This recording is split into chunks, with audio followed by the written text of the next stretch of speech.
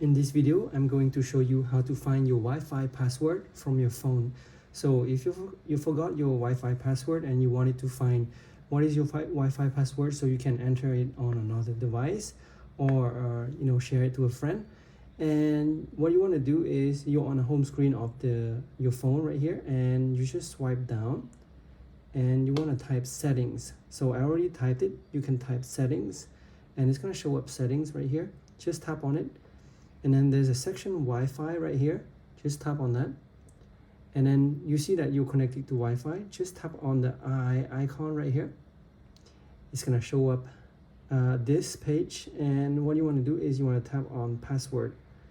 So password, you need to log in, Face ID, or enter your password. And it's gonna show you a password right here.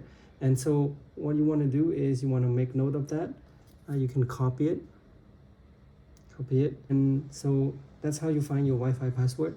Thank you guys for watching. Please don't forget to like and subscribe to my channel for more videos.